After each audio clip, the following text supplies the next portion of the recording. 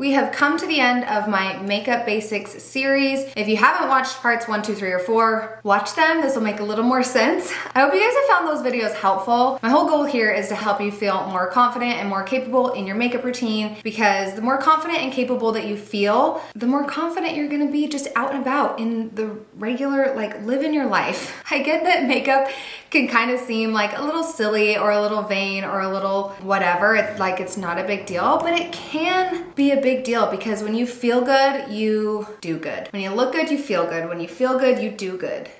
When you feel like you look your best. This video is all about the finishers. We've already covered skin prep, we've already covered base face, colors, and today is about the finishers. 3 out of the 4 videos that I've done in this series, including this one, are products that I use regularly. Like, I use them every single time I do my makeup. The last video that I did was the colors one, and that's the only one that I really like interchange a lot. Skin prep is typically the same, base face is typically the same, and today's video, which is the finishers, are also typically the same every single time I finish my makeup. So let's get right in. First up with my finishers is my eyeliner. Now, obviously it's not necessary, like, you do you, what makes you feel best and most confident, but I love just having like even a little baby wing eyeliner. I just feel like it pulls my look together. That's just what I love the most on myself. So I'm using black cream eyeshadow. This is the shade Onyx, and a small angled brush. And I'm just gonna draw a little flick.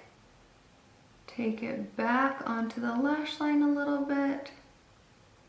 And then I use a pencil brush to kind of smoke it out. Simple, easy. This is like my go-to eyeliner.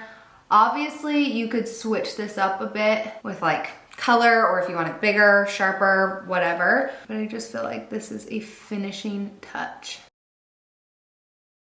I always say don't judge a look till you have liner and lashes on, and it's so true. It just pulls it all together. There's step 1. Next up is curling the lashes. And then my primer. I don't think I ever wear mascara without wearing this primer underneath. It thickens, lengthens, volumizes your lashes immediately, but also over time. So it helps to, first of all, it helps to condition your lashes so they don't get brittle and break off, and also allows them to keep growing, but then it's also formulated with a lash growth ingredient that's clinically proven to grow your lashes up to 46% in 4 weeks. And so it'll like actually make your lashes longer and fuller over time when you wear it. So not just initially from like the product, but also over time from the ingredients. I put that on. I like to let this dry before I do my mascara. So I'm gonna do a couple other finishing steps. Another eyeliner, and this one is going up on this upper waterline. I just love the way it thickens my lashes without taking up real estate on like my eyelid. Next finisher is my under eye powder. And the reason I don't do this in my base face routine is because it's too quick. I don't like to apply powder into wet concealer. I need my concealer to start to set and dry before I powder it. The concealer that I use is a self-setting concealer, so it doesn't need powder to be set. But this powder just finishes, it blurs, it mattifies, it makes it look like you have a filter on. It is so, so good. But if you use this powder and you press it into a wet concealer, it forces that concealer to set before it's ready. And then with your skin moving underneath that hardened set concealer, it's gonna crack. And so by waiting until the end of your makeup to do your powder, your concealer will lay so much better underneath your eyes. It's gonna not crack or crease nearly as much. So I'm gonna take my concealer brush and just barely press out any excess concealer that may have moved and settled. So I pressed out any excess. Now I'm gonna take a flat brush and just get a little bit of concealer from the edge of my bottle. And I'm just going to do a quick little line on either side to clean up. And that really kind of finishes off the look as well. And then now we're gonna go in with the powder. This is the translucent powder from Senegence. It's so finely milled that it sits really nicely underneath your eyes. Like if you blow on it, it just floats into the air. it's not gonna fall and settle. If your powder falls and settles when you blow on it, it's probably not finely milled enough and it's too heavy for your under eye area. So I'm gonna press it in with this little puff.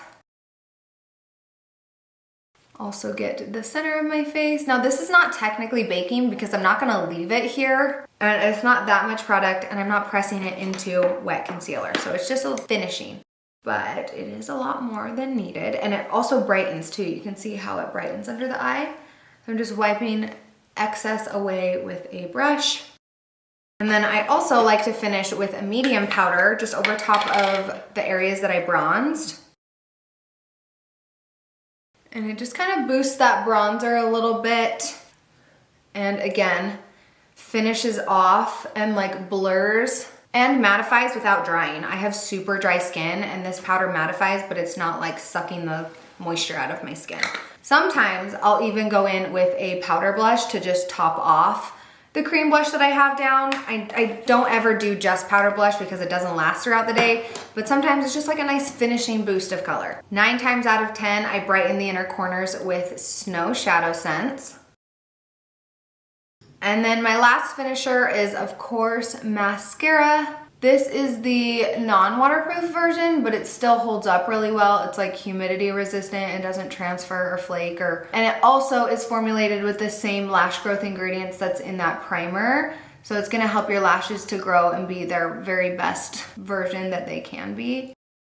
But it doesn't irritate my eyes, like at all. And I have very sensitive eyes. I can't use any lash serums because they just irritate so badly. This one does not. All right, that is it. That is it for all of the finishing products. Now my finishers are typically the same every single time, which is why I put them into a completely separate video, because I use them every single time I do my makeup. This is how I finish off the look and pull it all together, and they are like tried and true. I love them, they work. I will link everything in the description box below. I hope you guys found this video helpful. I hope you found this series helpful. Let me know if you have any questions or you want to deep dive more into a specific technique or product that I used, and I will see you all in my next video. Bye.